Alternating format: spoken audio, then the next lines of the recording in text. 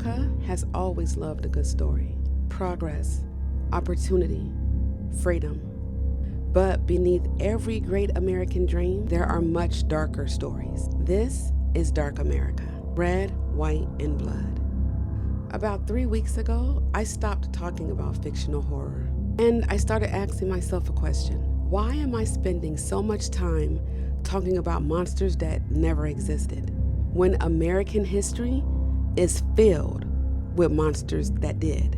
So welcome to a new chapter of Horror Bay.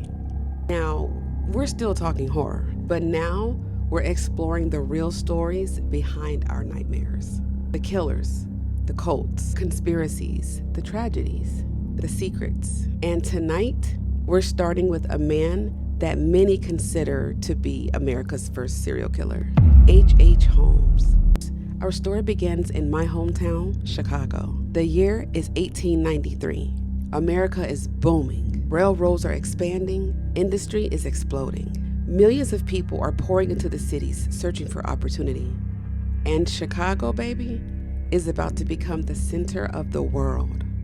The world's Columbian Exposition attracted more than 27 million visitors. For many Americans, it was the first time that many had ever seen electric lights. Massive white buildings illuminated the sky. The fair represented everything America wanted to become. Modern, innovative, powerful. People called it the White City. It was America's future on display. But just a few blocks away, another building was waiting. While millions celebrated progress, H.H. Holmes was building something else. A 3-story building that looked completely ordinary. Shops on the ground floor, hotel rooms above. Nothing unusual, at least on the surface. Because inside, Holmes had created a maze. Now, let's back up a little bit. H.H. Holmes was not born H.H. Holmes. His real name was Herman Webster Mudgett. He was intelligent, educated, charming, well-spoken. By all appearances, he was exactly the kind of person that people trusted. And that's what made him so dangerous. His greatest weapon wasn't poison. It wasn't gas. It wasn't the castle. It was trust. Holmes understood something that predators understand. People want to believe the best about other people. He offered opportunity, employment, friendship, romance, security. He identified vulnerable people and gave them exactly what they wanted to hear. And once he gained their trust, he controlled the situation. More than a century later, that pattern has not changed. In 1893, predators hid behind businesses. Today, they hide behind screens. Holmes used face-to-face charm. Today, scammers use social media. Holmes didn't stalk strangers in a dark alley. He invited people in. He earned their trust. Then they disappeared. One of the most disturbing cases involved Benjamin Peitzel, a business associate of Holmes. What began as an insurance fraud scheme eventually led investigators to uncover something far darker. Authorities later discovered that 3 of Peitzel's children had fallen victim to Holmes.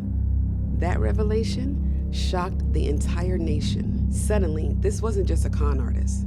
This wasn't just a fraudster. This was a man willing to exploit, manipulate, and destroy anyone who stood in his way. By the time investigators start connecting the dots, people across multiple states had vanished. And nobody knew exactly how many victims H.H. Holmes truly claimed. Even today, historians still debate the number. But what they don't debate is this. People walked through his doors looking for opportunity. Many never walked back out. That sounds familiar. John Wayne Gacy, Pogo the Clown, also Chicago native. Technology changes, tactics evolve, but the psychology stays the same.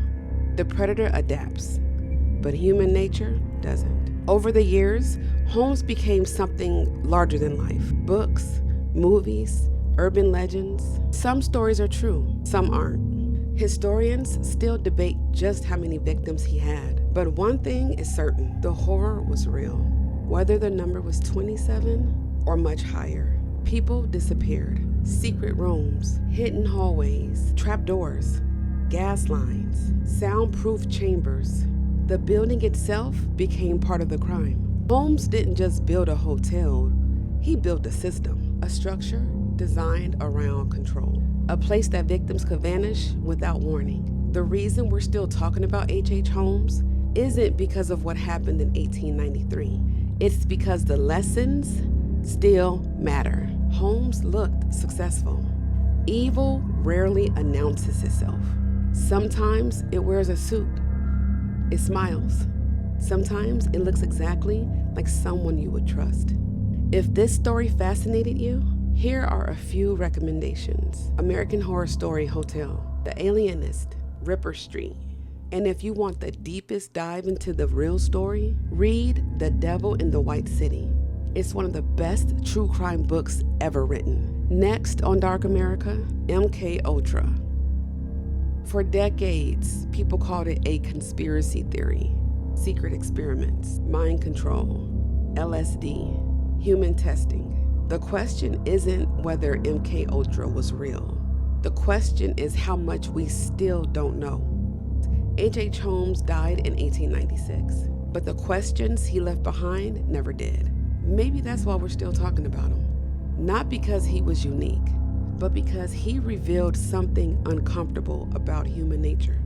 The need to trust, the desire to belong, the danger of ignoring what our instincts are trying to tell us. This is Dark America, red, white, and blood. The real stories behind our nightmares. I'm Horabe, and I'll see you in the next case files. Peace and love.